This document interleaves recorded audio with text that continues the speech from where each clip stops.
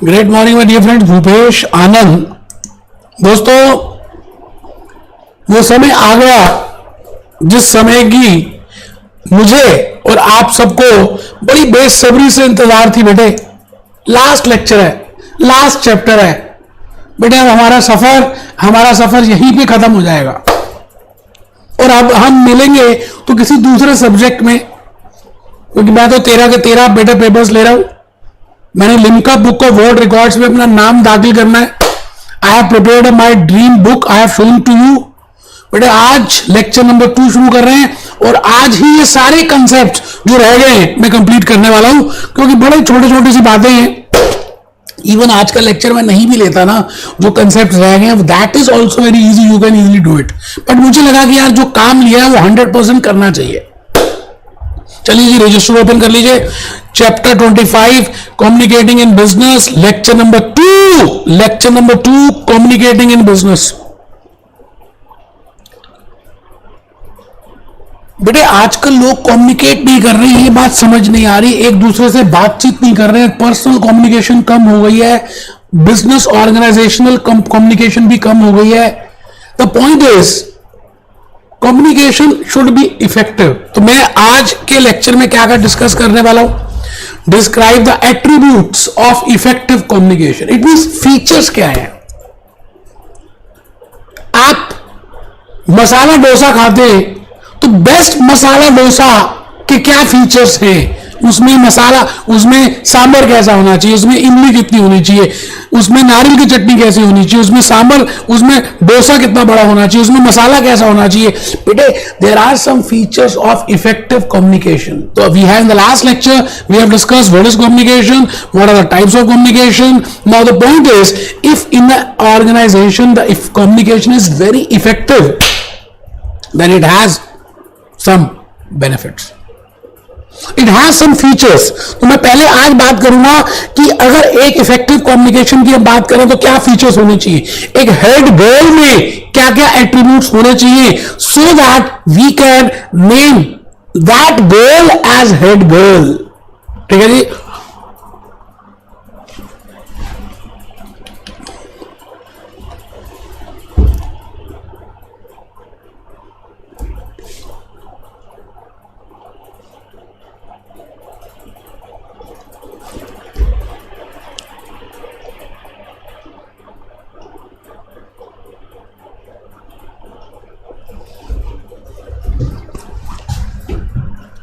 बेटे, मैं इसलिए रुका हूं कि आप लिख लें। दूसरा लर्निंग ऑब्जेक्टिव करना है, describe the consequences of ineffective communication. कि अगर कम्युनिकेशन इनइफेक्टिव होगा तो उसके क्या क्या कॉन्सिक्वेंसेस हैं, द बैरियर्स, क्या बैरियर्स हैं, और लास्ट में डिस्कस करेंगे what are the patterns of communication, what I mean by centralised communication, what I mean by centralised network and what I mean by decentralised network. आइए जी, पहली बात हम शुरू भी कर चुके हैं। बेटे, किसी भी चीज को आप अच्छा कब बोलेंगे, जब उसमें ये बातें हो। तो मैं पहली बात आपको ये कहने जा रहा हूं that these are the attributes of effective communication. एक अच्छी कम्युनिकेशन के ये एट्रीब्यूट्स हैं, ये फीचर्स हैं। आप लॉजिकली बताइए बिना नीचे देखे कि आपके हिसाब से क्या एट्रीब्यूट्स होने चाहिए। इट मींस जो कम्युनिकेटर चाहे वो कम्युनिकेटर को पता चले। बेटे, सारे रूल्स, सारे प्रोसीजर्स ऑटोमेटिकली क्लियर हो। तो जरा देखिए, communication can be effective and ineffective. बेटे, कम्युनिकेशन इफेक्टिव भी हो सकती है, इनइफेक्टिव भी हो सकती है। अभी हम डिस्कस कर रहे हैं what are the features of effective communication. बेटे, दैट शुड बी टाइमली। अब जीएसटी रिटर्न आ रही है, लास्ट डेट है। बेटे, लास्ट डेट के बाद आप इंफॉर्म करेंगे तो that is not timely. You have to inform it prior to the last date. So it means it has to be communicated by top level to middle level prior to the last date. It means the communication should be timely. आप जो examination fees fill up करते हैं that should be timely, accurate होनी चाहिए। ऐसे हवाबाजी में मुंगेरी लाल के हसीन सपने, कुछ भी बोल दिया, कुछ भी कह दिया, नहीं बेटे, अदरवाइज ट्रस्ट और कॉन्फिडेंस ब्रेकअप हो जाएगा। Ultimately organization will be at losing point. So it should be accurate, complete। खाली एक हल्का सा स्टेप बता दिया that GST return you have to file, नहीं। You have to give a complete communication that you have to file the GST return, along with that these are the tax, this is the amount of this, these are the next steps. बेटे पूरी detail बताएंगे तभी वो effective communication मानी जाएगी. It means communication के, effective communication के कुछ फीचर्स हैं. पहला फीचर है टाइमली, दूसरा फीचर है एक्यूरेट, तीसरा फीचर है कंप्लीट, और बेटे रेलेवेंट.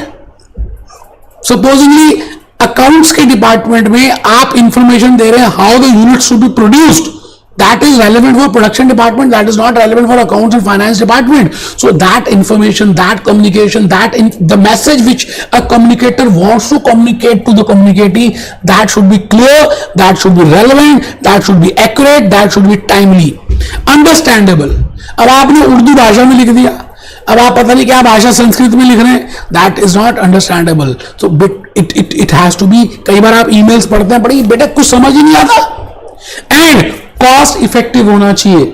ऐसा नहीं कि आप कुछ इंफॉर्मेशन दे रहे हैं उसके लिए इतनी कॉस्ट इनकर कर दी. नो बेटे, वैसे आजकल कॉस्ट बड़ा ही कम हो गया है. Still you have to consider these features in order to make it that information, that communication as effective communication. बेटे मेरा दिल है कि आप लिख लो. देख लो, आपने इतने सारे लेक्चर्स मैंने लिए, आपने सबने मेरी बात मानी ना. आज लास्ट लेक्चर में नहीं मानोगे? नहीं बेटे, मेरा मन भारी हो जाएगा अगर आप ऐसे कहोगे.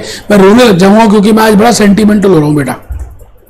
सेकेंड पॉइंट बेटे, व्हाट आर द बेनिफिट्स. अगर आप एक इफेक्टिव कम्युनिकेशन होगा तो उसके फायदे क्या है? बेटा कोई भी चीज अच्छी होती है, जैसे सामो डोसा आपने खाया, आपको बहुत अच्छा लगा, तो आपको सेटिस्फैक्शन मिलेगी, आपको कॉन्फिडेंस लेवल होगा, आप रेफर करेंगे.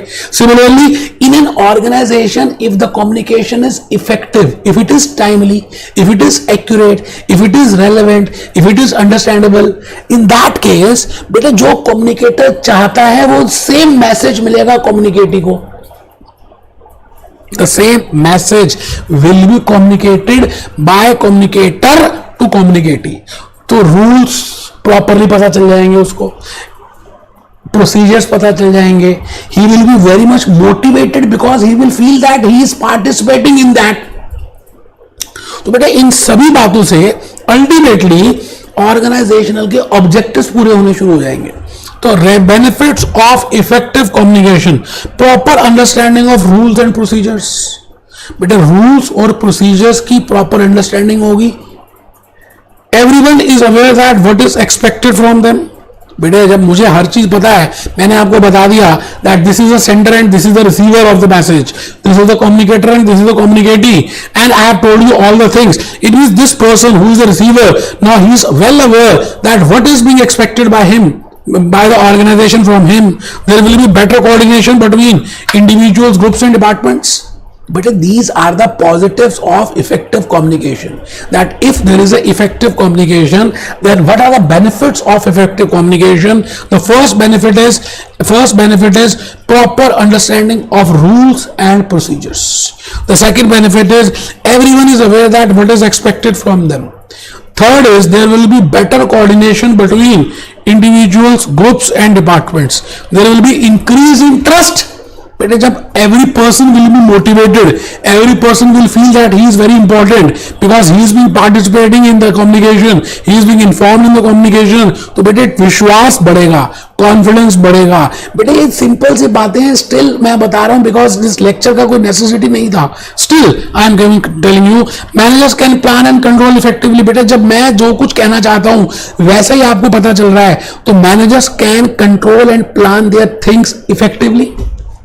अब हमारे हैं कि what are the barriers. I am a communicator, you are a communicatee. कई बार क्या होता है हमारे बीच में जो नेट है उसकी प्रॉब्लम आ जाती है. What are the barriers of effective communication within the organisation. I am telling you from the organisation and we have seen that communication is of two types. One is vertical, second is horizontal and third is lateral, diagonal. And when I say vertical, it means it is upward and downward. When I say horizontal, in the same level. Third is diagonal. The point is, what are the barriers? बेटे अगर effectively communication नहीं होगा तो क्या क्या barriers होने की संभावनाएं हैं, क्या barriers होंगे due to which the effective communication is not possible. और अगर इफेक्टिव कम्युनिकेशन नहीं है तो बेटे फिर उस केस में प्रॉब्लम क्या आएगी कि हमारे को कुछ कॉन्सिक्वेंसेस बियर करने पड़ेंगे. अभी मैं बैरियर्स टू इफेक्टिव कम्युनिकेशन में हूं. क्या बैरियर्स हो सकते हैं? सपोजिंगली साउथ इंडियन की लैंग्वेज इंग्लिश है और नॉर्थ इंडियन की लैंग्वेज पंजाबियों की हिंदी है ना. The point is sometimes when they are communicating North Indian with South Indian, the language problem is there. I cannot communicate with Chinese or Japanese or German. In that case, I know only one or two language, and that person also. That's why बेटे ये एक देश का president और दूसरे देश के president जब मिलते हैं and they don't know the language of each other country, तो बीच में एक ट्रांसलेटर होता है. So the point is, language differences can be there, due to which there can be a barrier in the communication. Status difference. अब आप ये बताइए, आप प्रेसिडेंट लेवल के हैं और मैं वर्कर लेवल का हूं, तो आपके मन में कहीं ना कहीं ईगो प्रॉब्लम आएगी, because you have a high status, मेरा लोअर स्टेटस है, तो you will feel shy, you will feel ego, you will feel that egoistic. I am at a higher position, why should I communicate with that? So that problem, that can be a barrier to effective communication. Distance between communicator, बेटा बहुत दूर का distance है आप और उसके बीच में. Personal differences भी हो सकते हैं, जैसे मैं यंग हूं और आप ओल्ड हैं, मेरी एज यंग है आपकी ओल्ड है, मैं फेयर लुकिंग हूं आप नहीं है. It means there can be due to personal differences also I can have this can be a barrier to ineffective communication. अब आप सोचिए क्या ये बात है या नहीं. ओवरलोड, बेटे कई बार इतना सारा इंफॉर्मेशन हम एक साथ देते थे, जैसे आपको मेल्स आती हैं, आप सारी मेल्स को देखते भी नहीं हो, स्पेसिफिकली जो सोशल में जो अदर चैनल्स में आती है, आप जस्ट प्राइमरी देखते हो. विद इन प्राइमरी भी अगर बड़ी सारी आ जाए इन मेल्स, तो you don't go for that. The point is you have to be, these are the barriers of effective communication.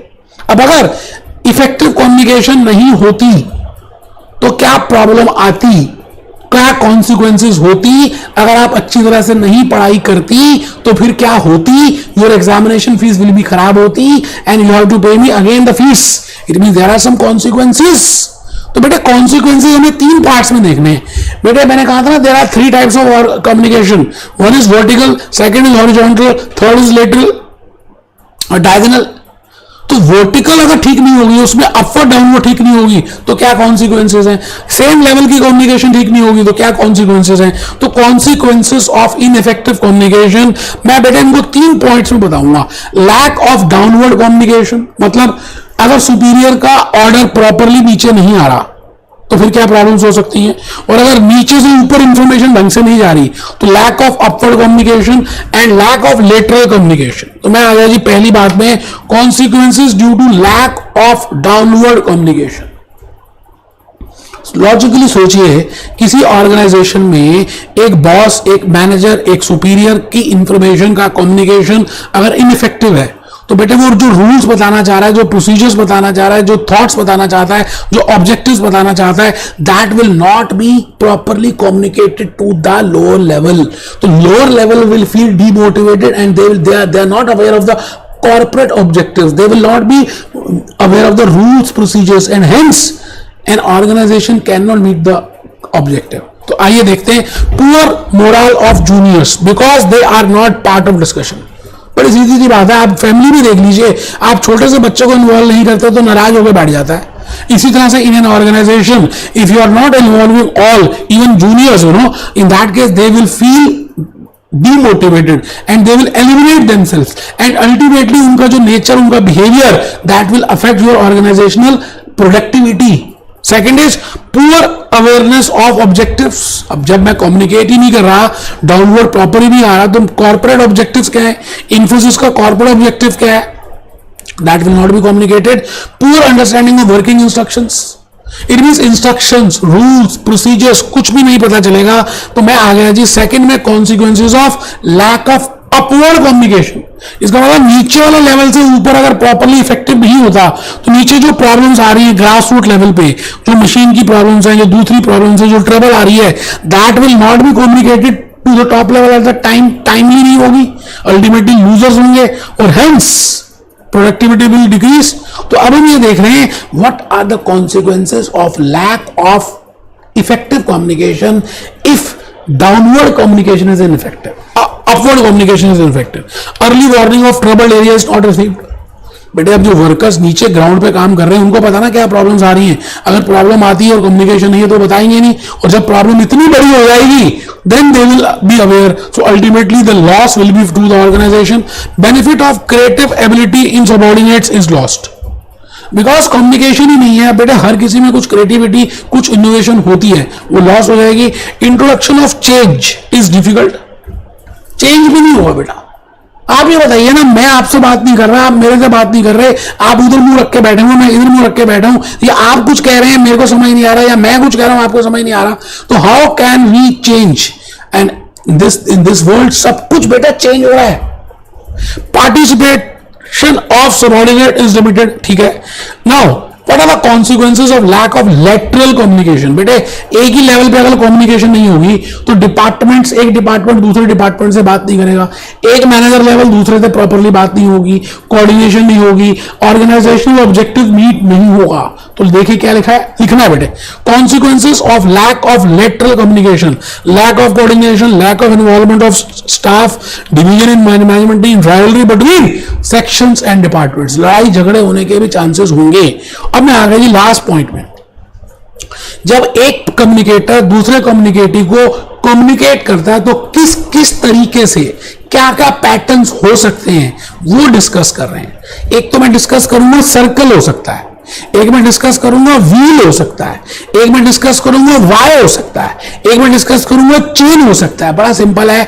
I can also say the patterns can be divided into two parts, one is centralized networking and second is decentralized networking.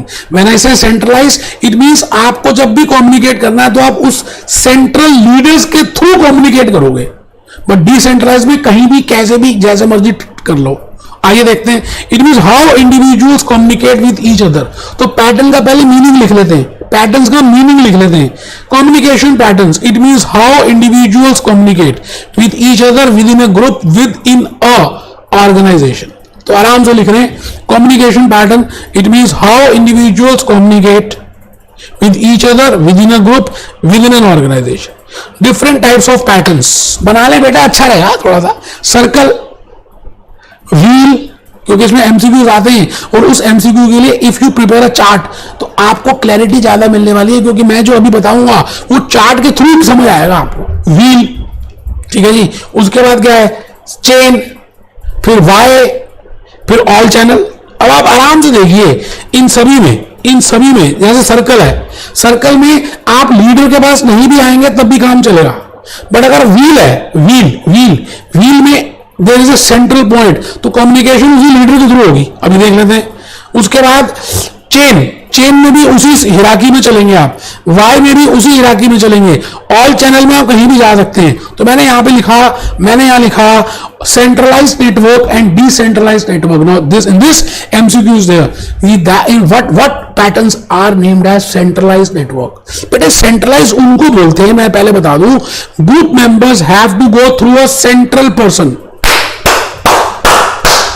बेटे एक ऐसे communication pattern जिसमें group members को central person के through जाना पड़ता है in order to communicate with others, that is centralised. अब देखिए सेंट्रलाइज्ड में क्या क्या एग्जांपल्स लिखे मैंने। चेन लिखा, व्हील लिखा, वाई लिखा। अब आप आइए चेन में, वाई में देखिए, और चेन, व्हील और वाई। अब व्हील में देखिए, मैंने आपको अभी भी बताया ना, दीज आर सेंट्रल नेटवर्क। बेटे ये भी सेंट्रल है, ठीक है जी। इसके बाद चेन भी सेंट्रल है और ये भी सेंट्रल है। अब ये डिसेंट्रलाइज है बेटे, ऑल चैनल एंड सर्कल। तो यहां पे देखिए मैंने यही लिखा है, डिसेंट्रलाइज में सर्कल एंड ऑल चैनल, और यहां पर मैंने इसका एक लाइन लिखा है, information flows freely in circle and all channels between members without having to go through a central person. Simple है बेटे, चैप्टर इजी था। अब मैं लास्ट पॉइंट बताने जा रहा हूं। बेटे पूरा सब्जेक्ट आपने ईमानदारी से सारे लेक्चर्स देख लिए होंगे। आपने एक अलग से रजिस्टर बनाना है जिसमें आप इन सभी चैनल्स, इन सभी फ्लो चार्ट्स को बनाएंगे। मतलब आपने अपने हिसाब से एक माइंड मैप बनाना सभी चैप्टर्स का, उसमें जितनी मैक्सिमम डिटेल्स लिखनी लिखिए। तो 25 आपको मुझे चाहिए आपके माइंड मैप्स। जो बच्चा मुझे माइंड मैप्स देगा मैं उसको एक हिडन प्राइज देने वाला हूं। अब देखते हैं कौन सा बच्चा देता है, कौन सा बच्चा नहीं देता। तो इन्हीं बातों के साथ be happy, B jolly, B cheerful.